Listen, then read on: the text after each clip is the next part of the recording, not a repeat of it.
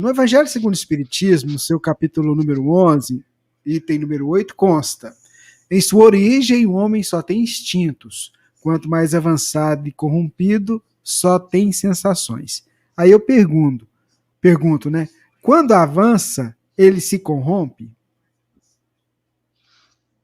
Não é necessário que o processo evolutivo conduza efetivamente ao erro. Porque senão a gente teria que dizer o seguinte: nós só vamos evoluir depois que todos nós cometermos um suicídio. A gente precisa ter essa experiência para poder avançar. Isso não é doutrinário. Então, nós não precisamos cometer todas as faltas para que a gente consiga avançar, porque senão a gente tem que ter uma tabela enorme, assim. Você já matou a mãe? Ainda não. Então, tem que matar a mãe, que essa experiência é importante. Não existe isso. Então, nós não precisamos passar pelo erro para que a gente consiga efetivamente fazer a nossa transformação. Eu preciso conduzir a minha vida de maneira que eu ande pelo caminho que me leve à felicidade. Então, eu não preciso errar, não preciso cometer o erro. Mas eu conseguir andar sem errar é bem difícil, hein? Você já imaginou que é você sair da condição de simples e ignorante e ir fazendo uma caminhada em que você só acerta? É uma coisa bem excepcional você caminhar assim.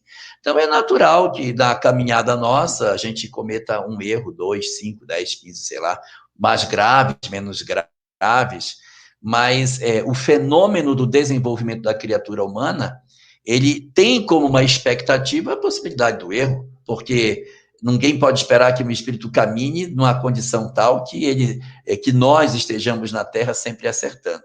Então, por exemplo, no caso específico do planeta Terra, nós éramos muito simples aqui. Aí veio uma série de entidades para contribuir no planeta. Eles chegaram aqui cheios de imperfeições morais, fizeram um monte de bobagem.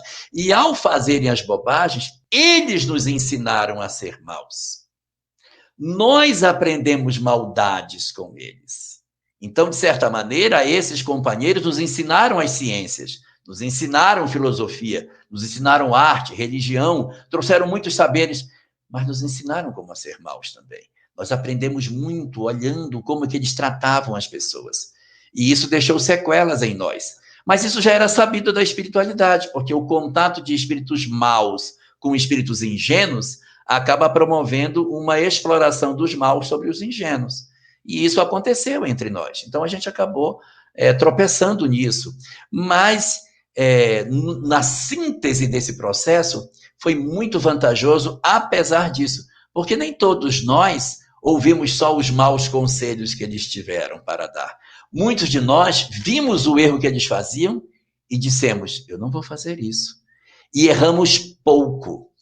Tropeçamos em poucas pedras. Outros de nós enfiamos o pé na jaca com aquilo que eles fizeram. Mas alguns de nós foram menos equivocados nas suas condutas. Então, o espírito, quando ele sai da sua condição de infância espiritual, ele só tem instinto, ele ainda não tem a razão desenvolvida. Quando ele começa a se desenvolver, que ele começa a alargar o seu saber, a chance de fazer bobagem é alta. Então, ele aprende coisas boas, mas ele também se contamina com emoções desnecessárias. E aí ele se corrompe. Então, a corrupção do homem não significa que ele está 100% corrompido, mas ele é aquela peça que tem as falhas maiores ou menores que fazem a necessidade dele se transformar e vencer aquelas emoções que ele tem, transformando-as em sentimento, como fala a sequência do texto aí que você está lendo, capítulo 11, item 8 do Evangelho segundo o Espiritismo.